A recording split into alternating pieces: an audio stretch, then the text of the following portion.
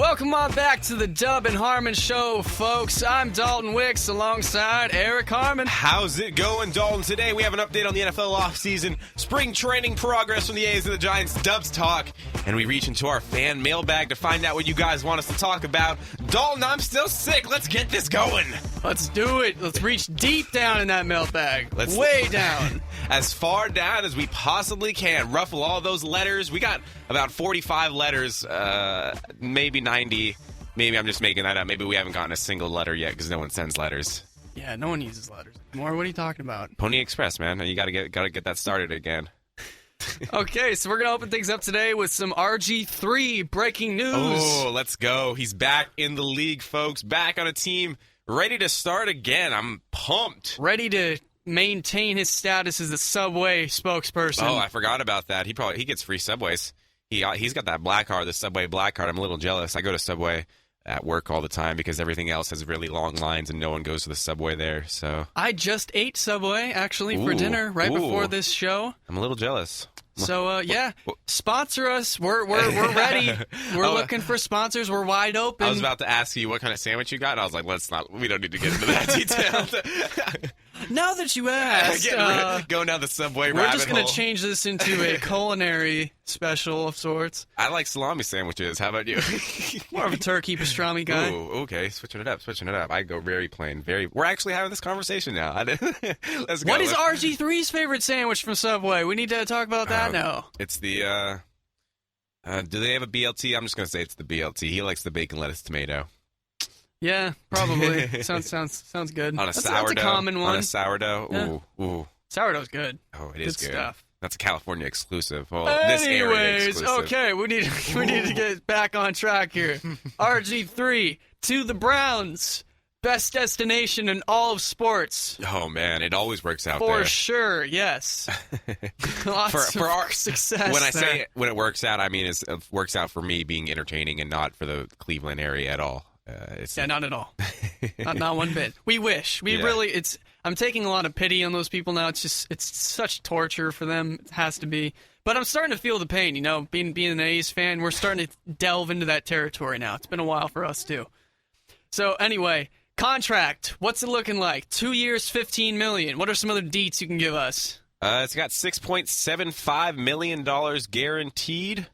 And there's some incentives. Ooh, let me see if I can say that word incorrectly right now. Incentives can raise it from $15 million to $22 million. So, he plays enough games, he rushes enough yards, he can make a pretty penny. $22 million over 2 years would be nice, $11 million per year. But right now, sit at that 7.5 per. I like that contract.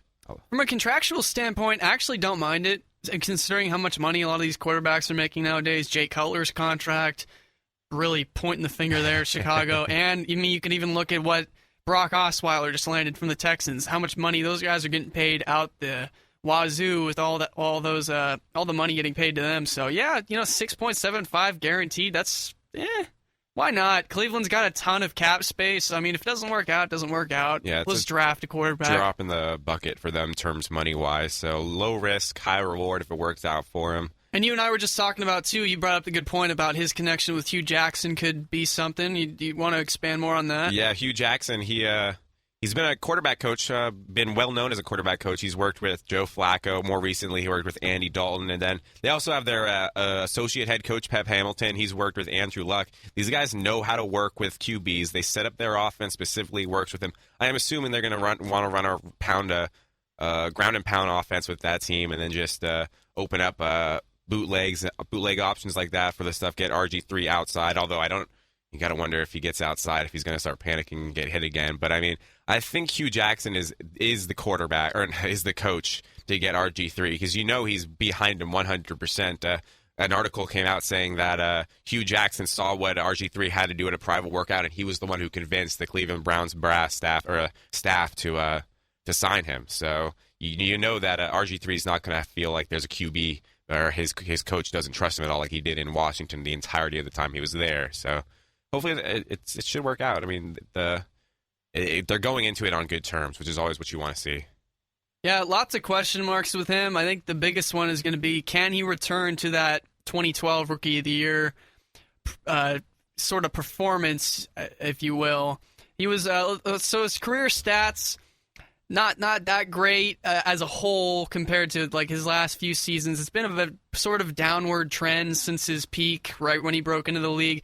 14-21 as a starter, 63.9% completion percentage, and his QBR has steadily declined each season, and also an interception rate has increased every season.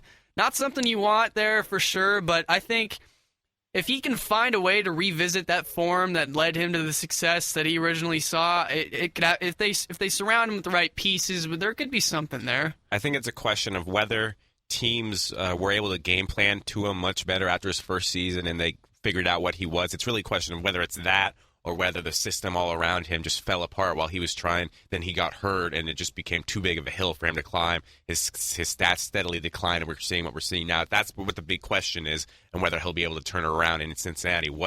Is that him, or is that just the dark version of him where he wasn't able to perform to the best of his abilities? You bring up a really good point there, too, with the fact that defenses adjust. This is a league where you have to adjust constantly to... I mean, in all sports, you're constantly adjusting to new strategies and new techniques.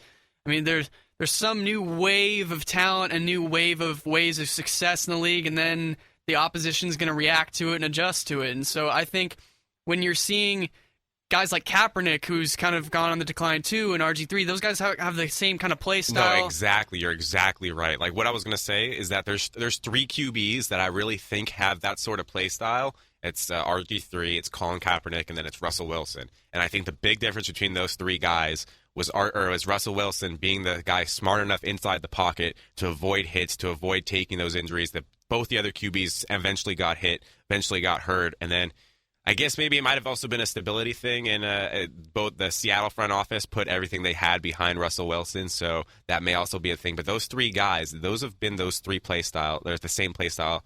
And we've seen who's succeeded through that, and the other 2 guys have fallen apart. Do you know what I think also has a bit of a connection and correlation to the success of those kind of guys is the coach. Mm-hmm. Look at the coach of some of these teams. Back when RG3 was at his peak, Mike Shanahan. Then you look at Colin Kaepernick, Jim Harbaugh. Then you look at Pete Carroll with Russell Wilson. I'd say all 3 of those coaches are pretty dang good coaches and are going to be some of the best coaches in the league. Then you look at some of the flops. Look at what the Cleveland Browns got going on right now. Hugh Jackson still has a little bit to prove, but he could be on the rise as a coach. So that's why it could work out there. But before, I mean, the Browns had bad coaches. Look at RG3 when he was with Jay Gruden. Not really a good connection there. Then when Colin Kaepernick moves on to Tom Sula and the Niners coaches post Harbaugh. So, I mean, I think the coach has a bit of a connection with that as well, and the scheming of the offense. Exactly, because I think what happened their first years when Colin Kaepernick came right into the league and when RG3 came right into the league, their offense was specifically tailored for their running. Yeah. And over time, both coaching staffs tried to implement more traditional QB progression reads, like different plays like that to make them more traditional quarterbacks. And that's when they both also took that step. There's a lot of causation, like a lot of things went into this front office. I feel like just for both of these quarterbacks, everything that could have gone wrong started to go wrong for them. And then it just kind of fell into a downward spiral of production. Yeah. Yeah. So it's going to be really interesting to see how he meshes with this new system over in Cleveland. I mean, if he can bring some sort of success to that franchise, I'm sure the fan base would be eternally grateful. Oh, man, yeah. For them to just have something to get excited over rather than whether LeBron's going to get it done this year or not, or maybe the Cleveland Indians, are they going to burst onto the scene, are they not? Is LeBron even going to stay in Cleveland past this season? I don't know, with all those mellow comments lately, too, that could be another subject we could delve into in a future show. The follow and defollowing of the Instagram, it's perfect passive aggressiveness from LeBron. At the same time, I think that is a little bit of ESPN just really digging for content. It goes both ways, yeah, it goes both ways. It's a machine over there. Machine eating itself alive for news content. Yeah, so let's get a little more local now with what's happening in the NFL and some football news. So we do have to correct one report we made about a contract signing. Well, the only really significant signing the Niners made of the offseason. Ian Williams originally was lined up to have a pretty significant multi-year deal for about 5 years. and he's going to end up losing about $20 million of it, and the longevity of that contract is going to be reduced to about a 1-year deal. I think it's around $5 to $6 million he's going to get now.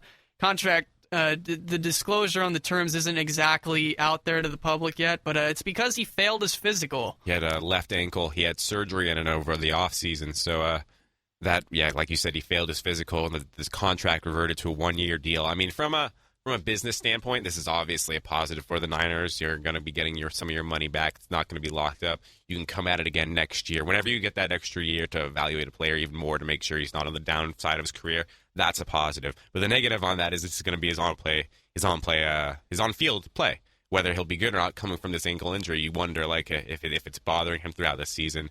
He is 26, so he's pretty young still. I mean, as a fan who looks at the business a lot, I don't want to say I'm happy that this happened because he got hurt. It stems from an injury, but I am glad to see that we have a little bit more cap space, freedom, flexibility down the line. Yeah, but on the flip side of that, now if he comes back and has a monster year, to pay him even more, then you'd have to pay him even more. Yeah. Yeah. So it depends on his performance this year. But I think in terms of right now, the Niners end up winning that situation because he has regardless. he has had major injury issue. He fractured his left leg, and he missed 21 of 32 games from 2013 to 2014 because of that. Then with bigger guys like that too, it's an issue when you bring up stuff like a leg injury or something like that, just because there's more weight to carry. A lot more things working right on the lower body there that need to be right in tip-top shape so you don't get hurt easily with those muscle injuries. Yeah. Well, I guess in this case it was bone injuries. It's either or. Yeah, you never know how those things are going to heal too, and what the effects of that are. But I think it's kind of interesting too, and just across all sports too. We briefly glossed over this when we were doing our free agents and the MLB offseason, how the physicals are affecting some of the signings just in all the sports lately.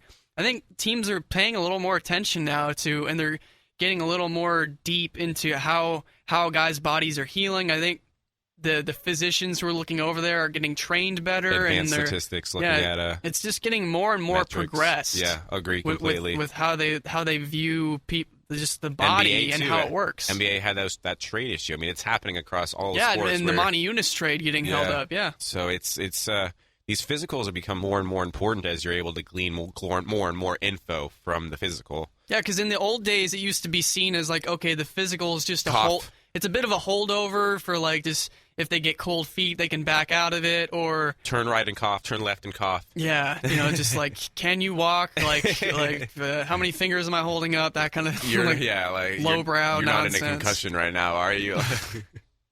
So yeah, we'll see how that works. I think it's obviously going to work out for the Niners in the short term, and if he performs well, maybe they can sign him again in the offseason, kind of build something there.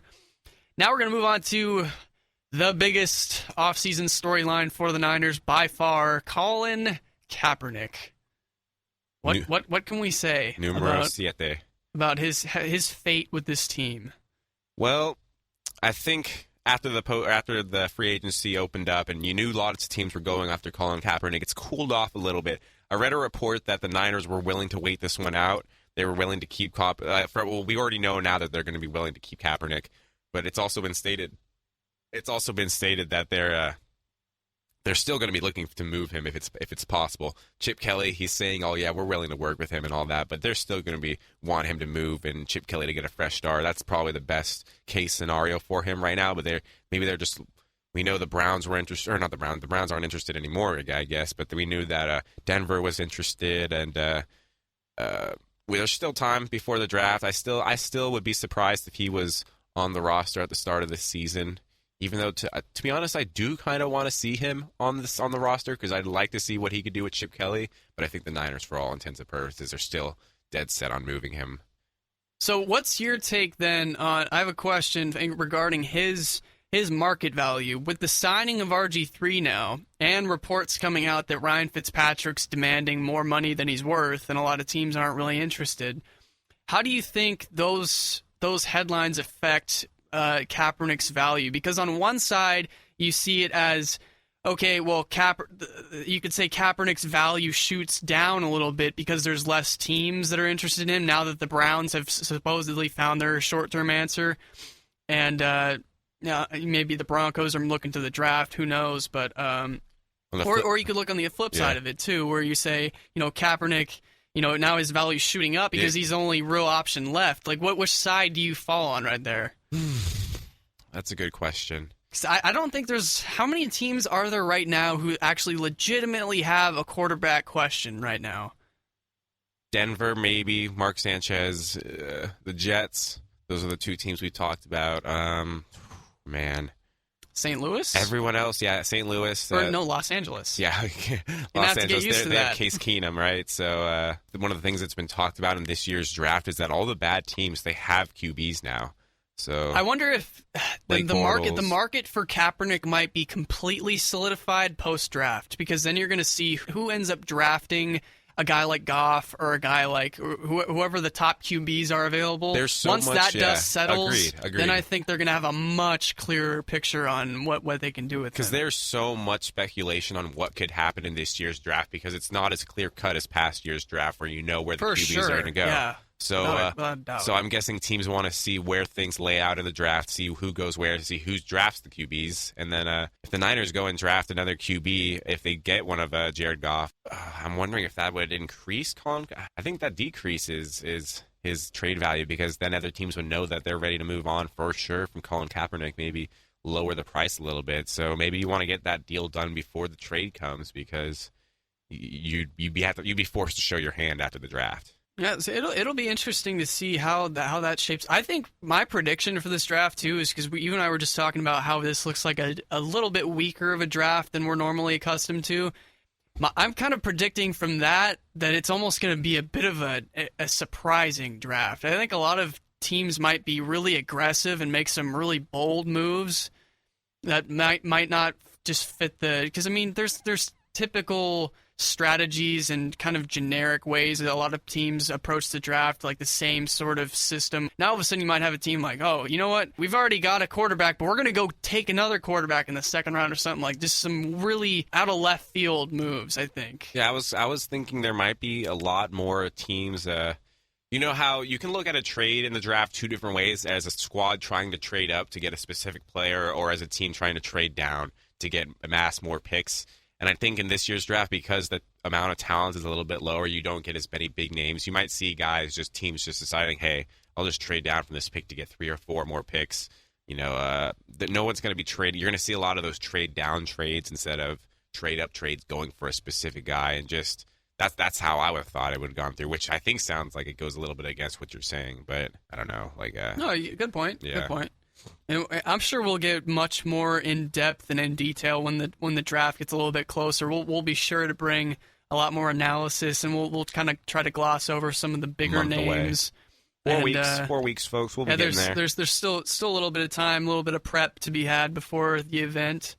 But yeah, it'll be interesting to see how the league really starts to take shape, because the free agency period frenzy has passed now, and now we just wait for the big signings and drafts from the actual draft itself, and then you're going to get a good idea of, okay, these are what teams are going to look like. Mm-hmm. What styles they're going to start playing, how they're going to go about their season. And they're going to start to game plan and start scheming and start creating a playbook and getting to practice. Mm-hmm.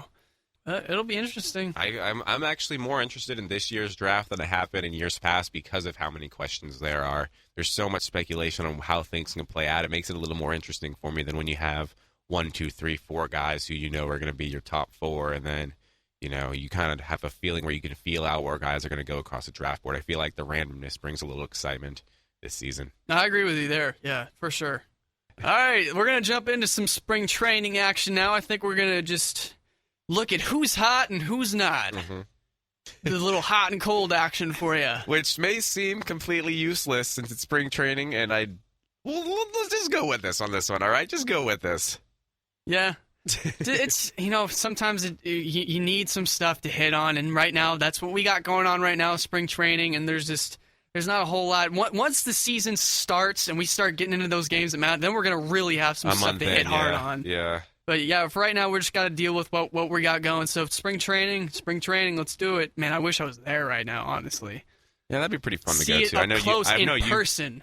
You've been there. I've had friends who've been there. I've never been to a spring training myself, but I did go to a Giants-A's preseason game at one of the stadiums before, so that's the closest I've been to spring training. Recommend it to anybody listening. Do it once in your life. I'll probably drag Eric down there eventually. We're gonna make that happen. Ooh, a podcast from spring training. Woo! Ooh. Keep an eye out for it. 1 year from 1 year from now. now. I'm gonna keep this recording, and we're gonna make good on that promise. So this is episode 7 now. Yeah. Okay, so it'll be episode 59. Episode 59 will be from live from Scottsdale, yeah, I was gonna Arizona. say, we going to Arizona. We going to Florida. Let's go to Florida. That'd be fun. A little cross-country trip. Yeah. I think for driving purposes, though, and saving on flights, let's do Arizona. Yeah, okay, maybe a little more feasible for the wallet. I hear you. Okay, so do we want to start off with the not so hot or the hot? Let's go not hot. Not hot. Okay. First of all, let's start off with the A's All right. and their investment in the reclamation project of Rich Hill. Sir, you are not looking too hot right now. Not working out for you. Shall we delve into the stats a little bit? Let's get to it. Okay, 15.26 ERA. I don't care how you slice that. That's not good, sir. Hey, that's workable. All right, that's workable. All right, when every other ERA is at an 8, that's what you want to see. You want to see a 15. Oh man, that's not good. That's not good. 13 earned runs in 7 2/3 innings pitched as well. You got the strike. He's not even striking people out. 12 walks, 7 strikeouts. Bit of an alarming walk to strikeout ratio, which is, I think, one of the more important things to look at for pitchers is their command in spring training. 12 walks over 7 2/3. Not good. Not good whatsoever. Not really good. 385 opponents average, too. Considering, for pitchers, too, considering a lot of the guys they face may be minor leaguers as well, if you're getting hit pretty hard off of by those guys, like the no-names who may not even make a roster, that's alarming to me. The good news, I'll be a little bit of a devil's advocate for you here. He did have a minor league outing like 4 or 5 days ago, so he was in the minor leagues of what essentially is the minor leagues of spring training, and he was able to put out 5 shutout innings, 1 hit allowed, 2 walks, and 3 hit batters. So, I appreciate you trying to put the positive spin on it. It was a minor league game also. Yeah. And he did plunk 3 guys. Yeah, but you know what? You're looking at and you can also look back to last year's stats too.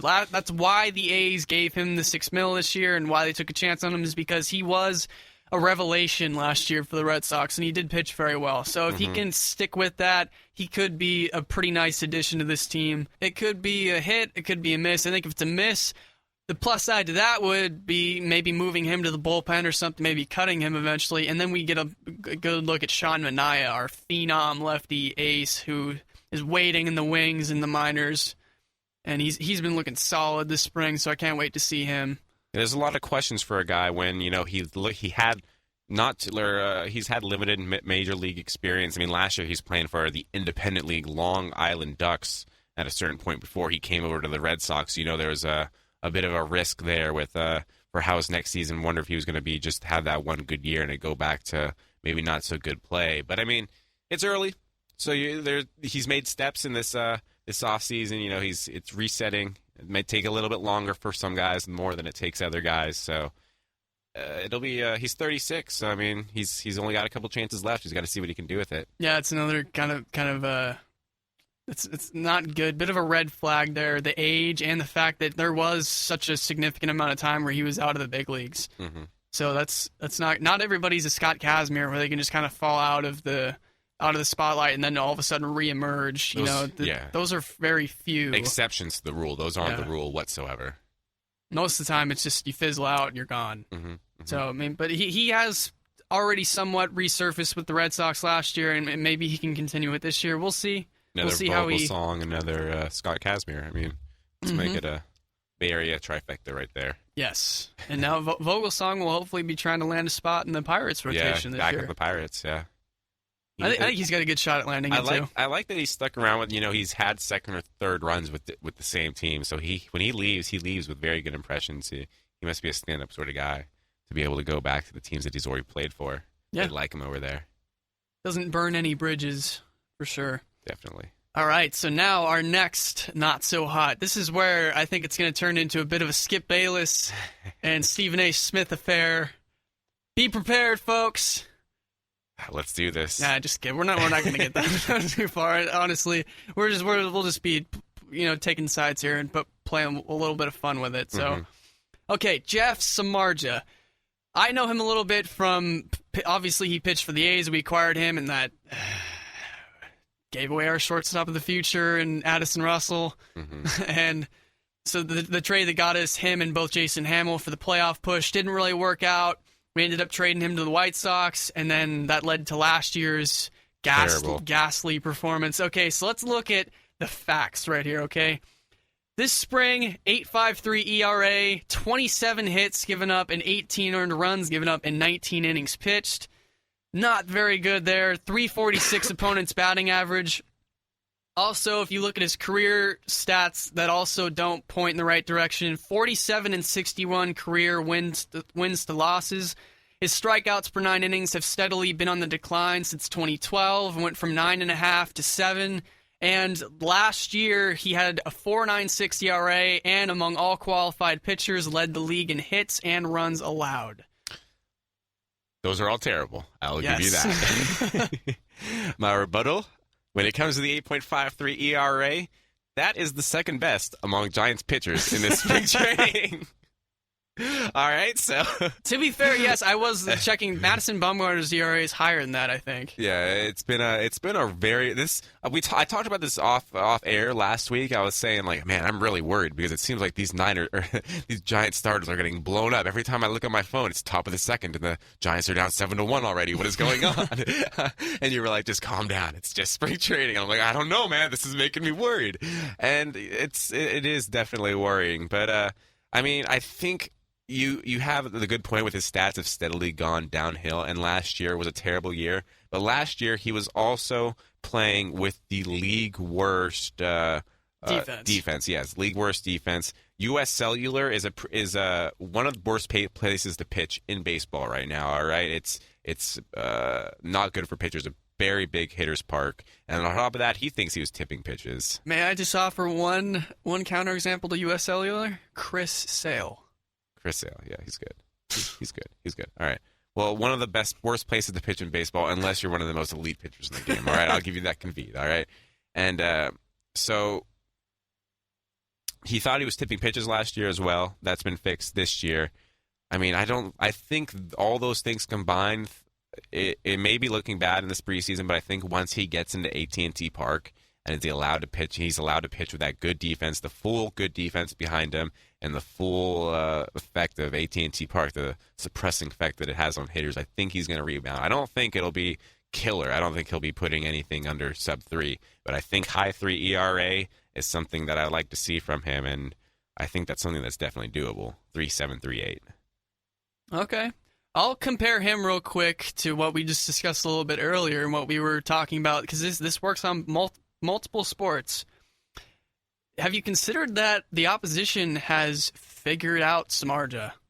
And when you look at what we talked about earlier with the RG3s and the Colin Kaepernicks and those kind of guys, when they burst onto the scene and they have their big run of success and then all of a sudden flame out, we kind of attribute that a little bit to the opposition figuring them out.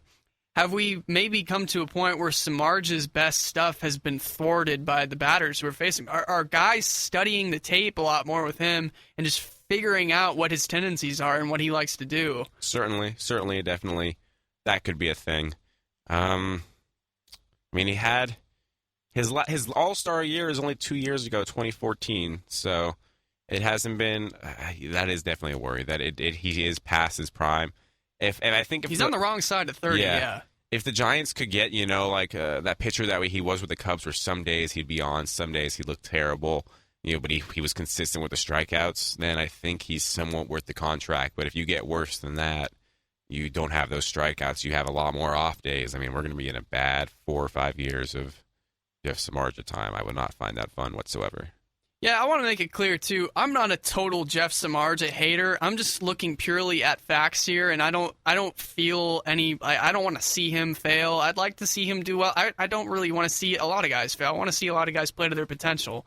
And we can obviously just sit here and say, look at all these stats and look at all the bad stuff that's going on. But at the same time, that potential is within him, so he could rediscover that magic that led him to the success he had previously, and he could be a big X factor for this Giants team this year. I hope he is. I sincerely hope that all of these stats are just totally proven they're irrelevant, they don't matter. And I hope that him and Cueto both bring a much-needed consistency to that rotation. Yeah, hopefully.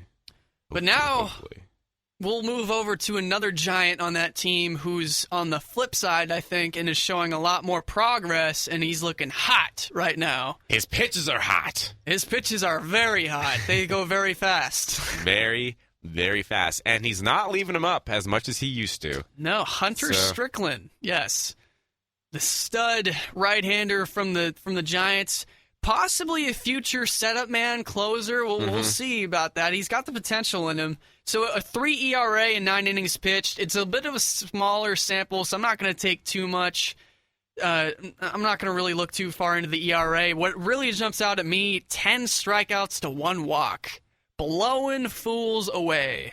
Yeah, that's exactly what you want to see from a relieving pitcher, that +1 strikeouts per inning stat, and he's putting it there, and he's not walking guys either, which is just a 212 opponent's batting average too. So it's a pretty minuscule amount of hits he's giving up as well. I'm excited for him. I think that he definitely. I mean, he's going to be within this year, and possibly the next 2 years. The rest of the Giants bullpen is aging. It's getting kind of old. He's the young gun in that bullpen, so a lot of fans are going to be pining, their. What's coming out of the bullpen, putting those hopes on Hunter Strickland. So it'll be interesting to see whether he rises to the occasion or falters under the pressure like several times in the playoffs. That's a clown question, bro. Bryce Harper, very familiar with Hunter Strickland. He's here. He's in studio. I wish. Yeah, I'm trying to think of a Bryce Harper joke to make right now, and it's not coming to my voice, so... Yeah, I think it is going to be on Hunter Strickland and guys like Osich, too, in that bullpen, the younger guys to kind of carry the torch, so to speak. And because I think guys like Casilla and Lopez and those kind of guys, they're not going to be around for a whole lot longer, especially a guy like Lopez. He's been around for a lot longer than people think. He's way up. He won a ring with the Red Sox. Yeah, I thought he was a veteran when he first came to the Giants, and that was something like six years ago or 7 years ago. He's been the man who just time forgot over there in that bullpen. I'm just going to pitch till the day I die. And he has, if you pay real close attention, he's kind of faltered slightly over the years. You're kind of seeing a little bit of a falling off with him. He's still serviceable, still very quality reliever, but he's not quite at his peak anymore. So yeah, absolutely. Having a guy like Strickland and another guy like Osich and those young guys come up and step up, that'll really take a lot of the pressure off of the older guys. That's going to be the transition as there's the bullpen. What's the word for it? The 3 or 4 guys in a bullpen. What's the word oh man, trio. We're past the moment now. No, it's something like three-headed beast. No, damn. 3 Musketeers. There we go. Let's go 3 Musketeers, and just move on because I'm forgetting the word right now. So oh well. But unit, triangular. It's like threat. a unit, like a bullpen unit, but it's not. The word's not unit. It's something else. Bullpen. Oh man. Massacre. By God, JR, that bullpen has been torn apart. Strickland just blew him away with a 100-mile-per-hour fastball. That guy had a family. Oh man. All right, let's go on to our other. JR, please do baseball commentaries, please. He's doing. I'm sure Josh Reddick would like that. Speaking of, he's going to be our next hot player. Sick turnaround there. I like that. Yeah. Josh Reddick's a huge WWE fan. Yeah, he is. Huge. He is. Makes it very known. He comes out with the wrestling theme songs when he's at the. Oh yes, it's love from Stone Cold Steve Austin to the Wolfpack NWO. Like I love him. I love his interactions with. He was having the beard off with Daniel Bryan, the WWE's top star for a while till he retired. So. He's definitely been relevant in the WWE world. Shout out to Daniel Bryan, man. Had to give up his career with the injuries that he accrued. Sad send-off he had. Big Daniel Bryan fan. Yeah. Him and CM Punk, those are my boys. Reddick, though, 444 average this spring. Great sign there. He's hitting the crud out of the ball. What I really like to see here, too, is his strikeout to walk ratio. 2 strikeouts to 7 walks. 2 strikeouts. He's getting on base. In 27 at-bats. That's the best stat I like to see. He's not going up to the plate and whiffing a lot and coming back and missing, because that's things I think that might have been a problem for him in the past. Yeah, no, for sure. Yeah. It made a lot of us cringe. When he first came to the A's, it was a bit of an issue. You saw him... He needs to work on his eye a little bit more and his plate discipline and seeing the ball come all the way in. I feel like breaking balls are a bit of an issue with him, too. But he's doing a much better job. And I noticed it last season, too, his progression in that sense, where he's just becoming a better player. Mm-hmm. So it's great to see that it's continuing through the spring. As last year, like we just mentioned, he was at in 272, 20 home runs, 77 RBI. So it was a pretty solid season all around for him, and he's looking to build upon that. And and now this spring he's got a few doubles to his credit, a home run, 8 RBIs. So he's producing, and the A's are going to really rely on him. I think he's going to be hitting in that 3-hole, 2-hole a lot. He's going to be hitting up in the order, and they're going to rely on him for a lot of the production. So. Yeah, he is the A's for better or for worse. I think he is the face of the franchise right now. The face of the franchise, definitely. For a lovable power hitter in the middle of that lineup outfielder, that's exactly a guy you want to market your team around. So it'll be interesting to see how he handles that for another season. It'll be a big question how the A's do this year. Big, yes. Yeah. I think that entire outfield is going to have a big impact. The new addition, Chris Davis, whether he makes an impact, Billy Burns continuing on his rookie season success, and then Josh Reddick continuing to be a staple in right field. So and Billy Butler. No. I sincerely hope that he gets his at-bats taken from him in the DH spot. He's actually been doing, I have to give him a little bit, he's been hitting okay this spring. I'm hoping that's a fluke, though, and that we go with some sort of... But what if he has a really good season this year? He's just going to be like, trade him then. His value's up. That'll be good. Peak, yeah, right before the trade deadline. Okay, all right. It's the Billy Bean specialty. Oh, doing well? All right, see ya. Oh, so you're batting 290. You don't say. Oh, we'll see ya. I traded you for 290 would look really good on the Yankees right now. So then the last thing I think we want to talk about, not necessarily a Bay Area thing, but more of a broader issue in baseball that we want to touch on a little bit, is the whole Adam LaRoche situation going on. It's a fun story. Yeah, it's a bit of an interesting take on and whose side to take in that situation, because there's a lot of different sides to the story if you really kind of dig deep into it and listen to the president's take on it, LaRoche's take on it, some of his teammates, like Chris Sale was one of the big guys that was in support of him, and Adam Eaton as well. It really just begs the question of two Americas in terms of education. There's the side that wants to see him go to school, get the government-funded education, 8 hours per day, 5 days a week. And then there's the other side that's saying, maybe these real-life experiences are better for a kid's development. And it's really a question, like Adam LaRoche, of course, obviously believes, let's have him in the clubhouse. And on the other side, it's like, hey, why is this kid not going to school? And then on top of that, you have all these players in the locker room. You have one side, like you said, who's supporting him. But there's also guys on the other side who just the GM took the bullet for, because the players had to have come to the GM saying, "Hey, we don't need a kid in here 100% of the time. We want our ability to act unfiltered in the locker room sometimes, and we can't do that when we have this 14-year-old kid there." So it's a lot of questions coming out of the White Sox. You don't want to see a break like this in the locker room this early in the season. Yeah, bad sign. Yeah. And in case you're still in the dark, we are talking about Adam LaRoche and the debate of whether his kids should just be allowed in the clubhouse at all, really. Sorry, I didn't explain that at all. Yeah, and we were just kind of assuming. I mean, most people do know about it by now, but in case you haven't heard too much about it, the whole deal with LaRoche, it's done with. I mean, LaRoche, he's retired. I think he was honestly just searching for a way to retire anyway. His production was way down lately. He's getting towards the twilight of his career.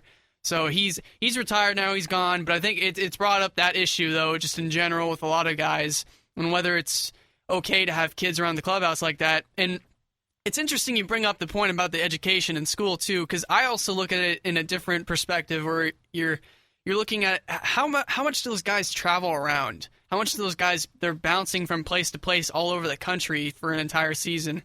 And a lot of those guys, I don't blame a LaRoche if he wants to have his kid with him.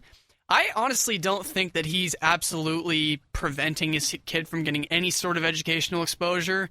I think there might be some sort of homeschooling, tutoring going on there for sure. With the amount of money he has too, I'm sure he's finding a way to make something happen there. But I don't mind that. I mean, there's a lot of homeschoolers who turn out just fine. Oh yeah.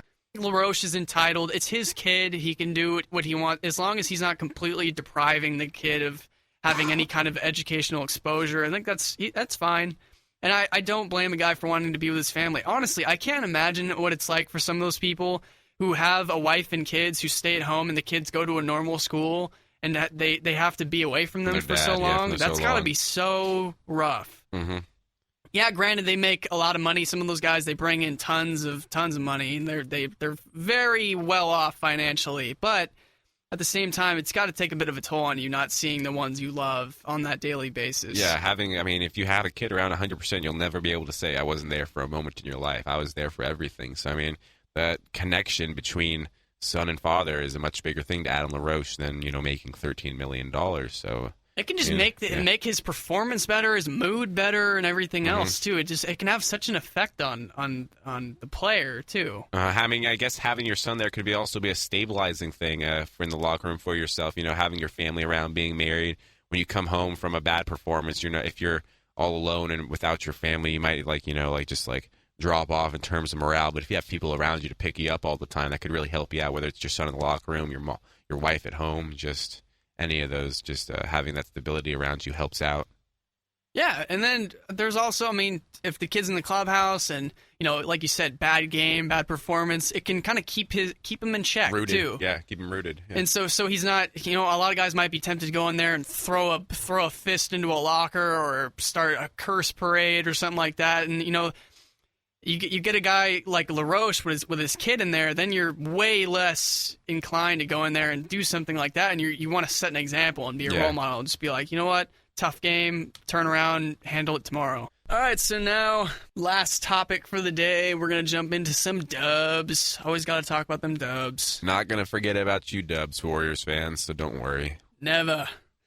Okay, so the loss to San Antonio, that hurts. I get that. But we did also beat the Clippers, and we have 2 more matchups to go against the Spurs. It was a 6th game in 9 nights. We had three guys who were hurt. It was on the road against a team that hasn't lost on the road yet. It was kind of a scheduled loss from the beginning. What more can you say from that, really? Not the best of games. They still kept it within 8 points with all the bad performances, too. There's so many positives you can take from that game. I'm not really tripping. Yeah, I'd say 4th, 5th, and 7th best players were missing in that game. Honestly, because Harrison, I'm throwing you as the 5th most important, no, 6th most important player. You're not even in the top 5. It's Curry, Green, Thompson, Bogut, Iguodala for me. Yeah. And we really saw the effect that Bogut has on the court, just paying way more attention to the offensive side of things, because a lot of people praised Bogut for his defense and the fact that he's an anchor down there, but the fact that he opens up so many more shots for the Splash Brothers, such a good distributor and playmaker. He's just as smart on the court out there as Steph Curry. He knows what passes to make. He's always been a great post distributor, and it's underrated, that skill, being able to set that screen where he basically boxes the guy out and just hands it off to Steph in a multitude of different types of passes. You could argue that he has the highest IQ of any center. Ooh, yeah. I think you could definitely argue that. I don't think there's even another center who has a sort of resume that could even come close to him in terms of basketball IQ. He's just the wherewithal and the smarts and just knowing where he is at all times. Knowing when to go for a block, knowing when to just throw his body out there to not take the foul. I don't think there's a guy out there. He seems okay after the toe injury too, which is very, very good to see. We were getting a little bit concerned there because sometimes you never know if there's a bone damage going on there or ligament damage. Those injuries, you never know how serious they are because they try to do a better job of protecting that from the media, not getting it overblown, and they try to keep it under wraps. So it's good to see that he was out there and make some sort of an impact against LA, and hopefully he can. I envision him maybe sitting out a game or 2 more down the stretch here just to make sure he's just in good shape for the playoffs. I feel like that'll be for the whole team, too. everyone will take a day off. Maybe I wouldn't mind him and Curry sitting against Philadelphia, honestly. Oh, yeah, definitely. This is Azili's. I don't know about him. With knee surgery, I've always preached that with that kind of a serious recovery going on in rehab, and especially just because every different person, they heal at their own pace, their own rate, and they're very different from one another. So it's really hard to understand, especially with his history of knee issues and leg problems and whatnot. It's going to be interesting to see how long he takes, and I don't blame the Warriors staff if they just keep gradually progressing him along and not rushing things. What if they just decide to shut him down? Maybe even if things don't progress well for them and he doesn't get any playing time before the regular season starts. Actually, I feel like even if he didn't get time during the regular season, they'd work him in during the postseason if he was healthy again. I feel like they wouldn't. He's too. They're going to need all bodies for the postseason run at this point. Yes, I agree. I think it's definitely possible they could take the championship again without him, but it's going to be way harder. Mm-hmm, yeah. Just because when Bogut sits, then you really miss that Mo Spates out interior presence. Mm-hmm. If you need some more Bogut-esque type of presence when he's sitting and needs to get his rest, Ezeli needs to be the guy that's out there. But I mean, that's good news. Mo Spates versus DeAndre Jordan was comical in that game.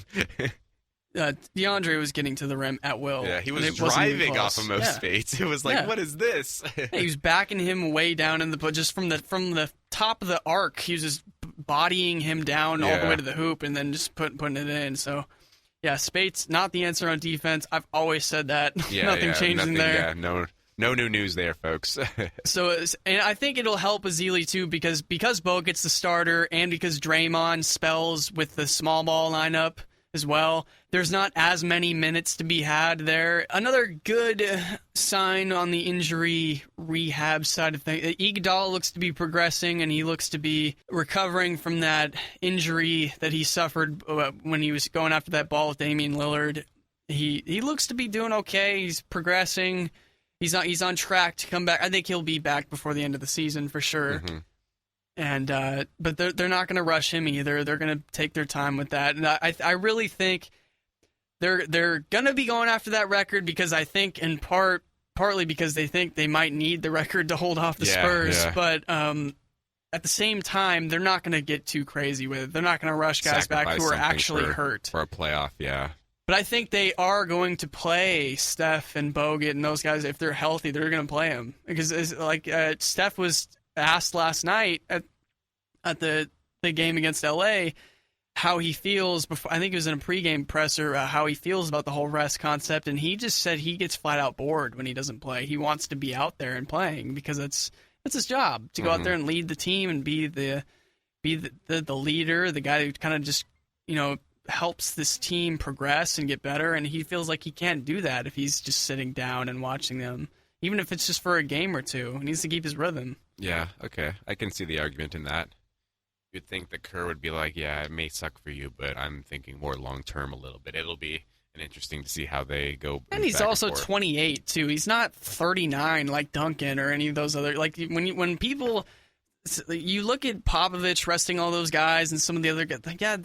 Most of those guys that are getting rested, those are guys that are more towards the tail end of their careers. These aren't guys in their prime. I mean, it could be a lot worse. Look at a guy like Jimmy Butler and the minutes per game he's averaged in his career with Chicago. That's mind-boggling. Yeah. Look at that. Tom Thibodeau destroying players, running them into the ground. And I think Steph's game is a little more working towards his fatigue. He doesn't. I mean, he gets down low, but when he decides to cut, he's usually very smart about it, and there's not a lot of contact with him while he's going up. He's not like a Dwayne Wade guy where he's flinging himself towards the basket, not like Tim Duncan. I mean, when we talked about those Spurs guys, they're all guys, they banged a little bit. Tony Parker, king of the Euro step and the floater. They know how to... They worked a lot of their game down low because they don't have the Steph Curry shot. Steph Curry can just stay outside, stay away from the big man, just shoot the three-pointer. It adds longevity to your game when you don't need to fight with other bodies down low. Longevity is the key there. I was actually having a conversation with a friend the other day saying the reason why I think Steph... Because I think someone was bringing up to me like, yeah, Steph could keep this going for another 4 years. And I said, longer than 4 years. Yeah. Longer than 4 years. He was kind of talking more just about the general prime of a lot of players, and I just said, well, I don't think Steph. He's special. The way his game has developed, and his style of play, his range, the way he approaches the game, he's gonna last a lot longer than most people. I think, just because you mentioned it too, the lower amount of contact he initiates, and just the fact that he spends a lot more of his time away from the contact and outside of the arc. And his dribbling skills may diminish a little bit as time goes on, his speed a little bit, but he's so good off the ball. He doesn't need the ball in his hands to get open. He doesn't need to create his own shot. He can just run around screens, be one of the smallest guys on the court, lose his man. He's very good at doing that, and I think that's back to basketball IQ, like we were just talking about with Bogut. It's heady. He makes heady plays out there. So that all lends itself to extending that career out when you don't need to emphasize skills that might be diminishing, such as ball skills, as time goes on, and you can just focus on those shooting skills, which are 99 rated overall across the board. For sure. So we are closing in on that vaunted number 1 seed. Are we gonna do it? Are the Spurs gonna make some miracle comeback, or is this all but sewn up? I don't think it's all but sewn up, but I see them. There are 1 or 2 matchups that it's 3 or 4 games now, right, between the Spurs. So it's all but wrapped up. I'd see them going 73, and between that 72-10 and 74-8 is how I see their season wrapping up.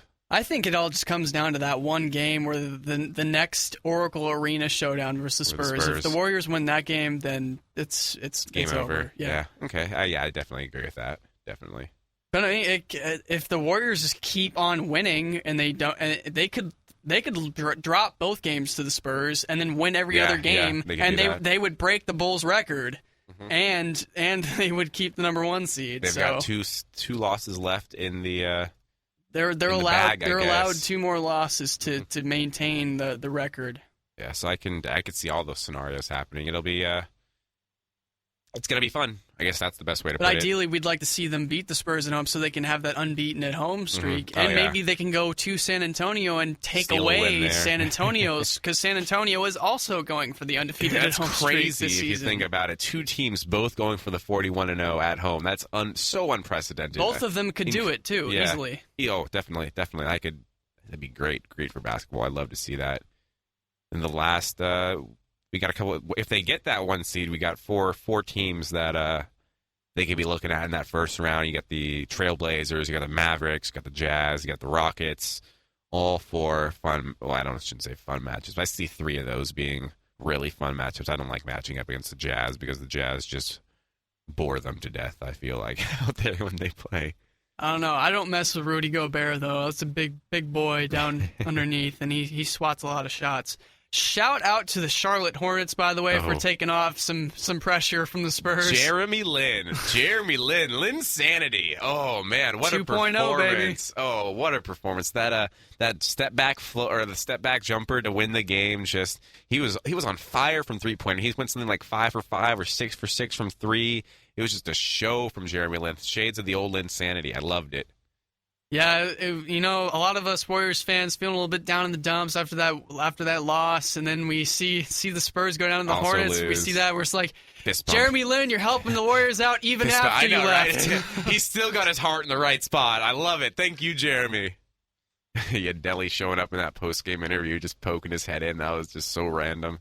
I loved everything about that game. Thank you, Jeremy Lin. Thank you for the victory. Thank you for the clutch play. Really, he's clutch against the Spurs, apparently. Apparently, his entire career, he's just gone off against the Spurs. He must have the highest basketball IQ of any player in the league. That's why he does it. He is a really smart guy. He outsmarts Coach Popovich. Real smart, dude. Where he went to college. Yeah, Harvard. Yeah, so we were just jumping into the first round matchups. We could go a little bit further on that. So what is your ideal team you want to see the Warriors face? If you could just grab out, I mean, realistically, it looks like it's going to be one of 4 teams: the Rockets, Jazz, Mavericks, and Trailblazers. Ideally, which one of those teams do you think matches up best for the Warriors? Rockets. I don't think beat up on the soft brothers. Yeah. I would just. I think the Warriors have had the Rockets number for at least the last 2 years now, almost. So I mean, just match up against the Rockets, run through them in 4 or 5 games. Because you know what? I love to soak in James Harden and Cry and McFace, their tears. I love their tears. Dwight Howard, I love both their tears. It's so salty and it just tastes so great. So, I mean, I'm hoping for the Warriors to just run through them. Because they talked, even when the Warriors were beating them last year, they were talking about how they could take the Warriors in the playoffs. They should be the favorites. And it's just like, how delusional can you be? How delusional can you be to say stuff like that? James Harden getting all high and mighty, thinking he should have won the MVP. And then who won in the matchup between the Warriors and Oh, yeah, that's right. The Warriors. That's right. That was the team that was led by the MVP, Steph Curry. Yeah. So, yeah, that argument was settled. It'd be nice to knock them out again, yeah. James Harden, you had your shots, too, in that series. But you fumbled the ball away when you had your shots. Pun intended, too. He had his shots. Yeah. Lots of shots. Lots of shots. Definitely, yes.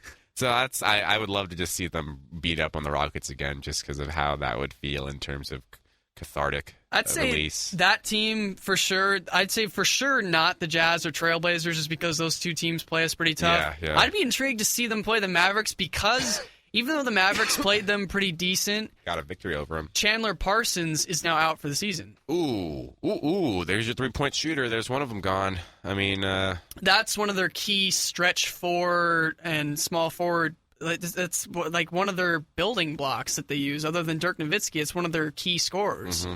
So he's out now, and now they're going to probably play a lot of small ball.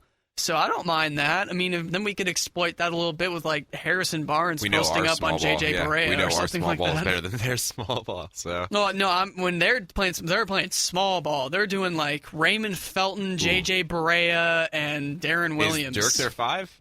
Dirk's their 5. They've been experimenting with Dirk at 5. Yeah. Okay. Yeah, that's a fun lineup to watch and run around the court.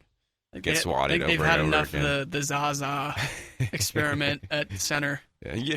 We got our man. We did not want DeAndre. We wanted Zaza, all right? Yeah, sure you wanted Zaza. You scrambled. You scrambled hard. You made the wrong choice. Although, I don't know how good of a choice Dwight Howard would have been in the end, but yeah, it is what it is. All right, let's get to the mailbag, Dalton. We got a couple voicemails. First mailbag. Woo! We got a loyal fans. Got a couple loyal fans. Well, we're hoping that number will increase. We know that number will increase, but we want to thank you guys who sent us stuff so early on. So let's get to the first edition of the Dub and Harmon mailbag. Here's our first voicemail. Hey, Dubs and Harmon show. What's up? This is Lucas Bush from Lawrence, Kansas, home of your #1 Kansas Jayhawks. Let's go. All right, anyway, my question. I want to know what you guys think about that LeBron article that was posted recently saying that he would take a pay cut to play with Wade, Chris Paul, and Carmelo Anthony, and he hopes that sometime in his career that happens towards the end of it. Like, what do you think that means for the league if all these superstars can get on a team, but also all those guys are getting really old, so they're kind of desperate, and they're probably seeing that all the teams in the West are a lot better than where they're currently at. All right, I think that's the I like that question. Get a little LeBron talk in. That was a great first question. Good yeah, format. Thank you, Luke. Thank you very much. Thank you, sir. Appreciate you tuning in and appreciate the question. Yeah, that's a very interesting question indeed. I think there is still a pretty decent window for a lot of those guys to compete and get something done, and I think it's pretty interesting. But again, the actual legitimacy of something like that happening, you look back at the original trade that got vetoed by the league when Chris Paul was supposed to join Kobe in L.A. as a Laker, and it kind of makes you wonder if the league would try to kind of fiddle with something like that happening, like a big kind of a semblance of all the big names like Melo and LeBron and all those guys, and this would ironically involve Chris Paul also, so... It'd still be 2 years away, 2 or 3 years away, too, because you have still some of them under contract. I mean, I don't see it happening. Well, no, it would involve trades, I think, too. If it happened from the free agency route, it would take at least 2 or 3 more years. I wonder what team they would all join. Would it be the Clippers?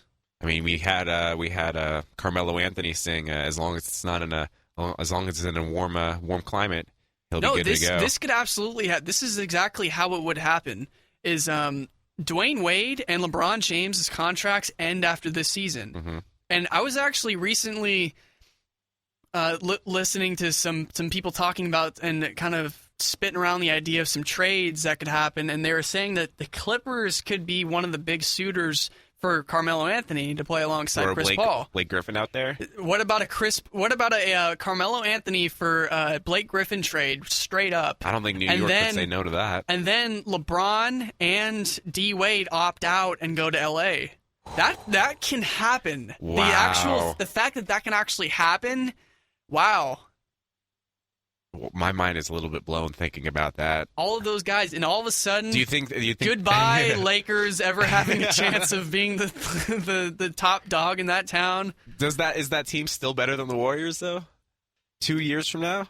I don't know. Think so. I don't think they are either. No, just because on the pure fact that there have been so many super teams, quote unquote, that have been assembled that through free Lakers agency. squad, that Lakers with Karl Malone and Gary Payton when they were trying to get the one at the end of their careers. And we've even discussed on the show before too how it's the secondary aspect is free agency. First, you're trying to home grow talent, and then you look to the free agency board to add on to that. So I mean, if you're totally not every team's going to be a Miami Heat, that like we were talking about earlier. It's not the rule, it's the exception. Teams the Heat are the exception. Built through free agency, definitely the exception. Agreed.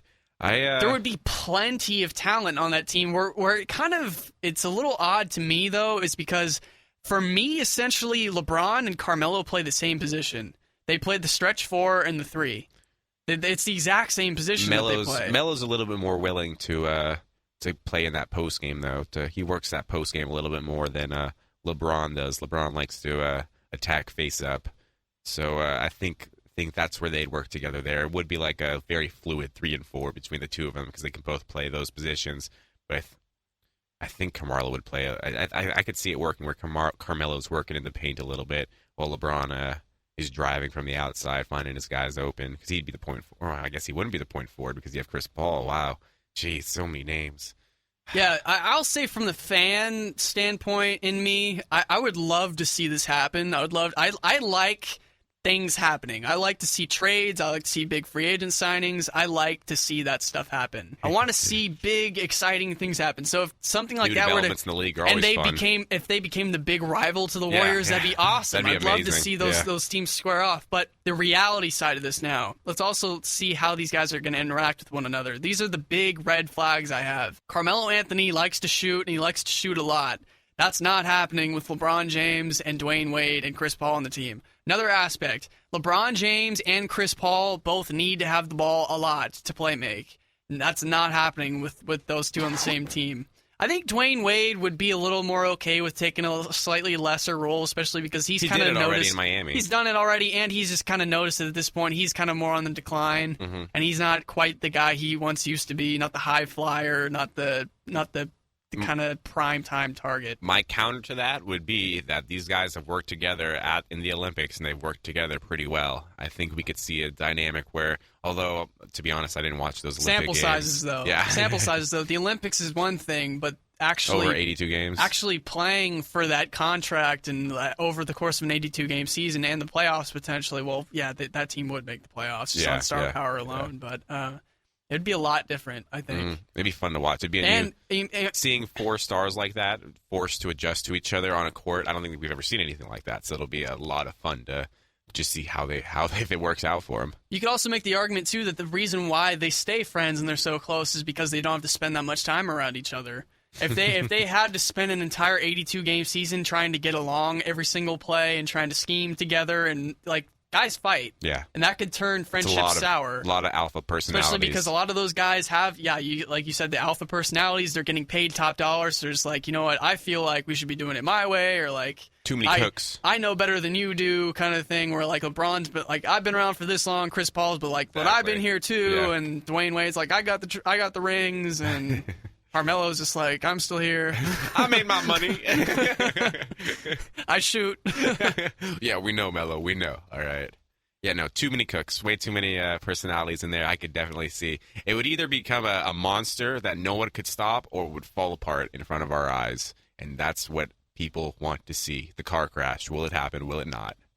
Yeah, so I'd say while it's entirely possible it can happen, and I'd be totally in favor of it happening, I'd say realistically speaking, it's most likely not going to come to fruition. Yeah. It's just going to be kind of that thing that they like to just joke about and be like, oh, if only. Yeah, like, I wish it could happen. And then, but I mean, at the same time, you're like, well, you could make it happen, and I don't think they really will. Their reactions to being asked the question, you had LeBron being the one to say, yeah, I could see myself taking the pay cut. You had Carmelo going, I would want to play somewhere warm, and then you had Dwayne Wade just going, I don't want to talk about it. And then no one asked Chris Paul. No one cared about what Chris Paul thought. So especially because I think LeBron's hand is forced at this point, and I think if he leaves Cleveland again, then he really better watch his back. Yeah. It might have just been a power play move from LeBron to make the Cavaliers think a little more about his options. At the same time, too, it's just like, what haven't the Cavs done? I mean, they've forked over so much money to all these guys, brought in Kevin Love, Kyrie Irving, and J.R. Smith, and all these complimentary pieces. Like,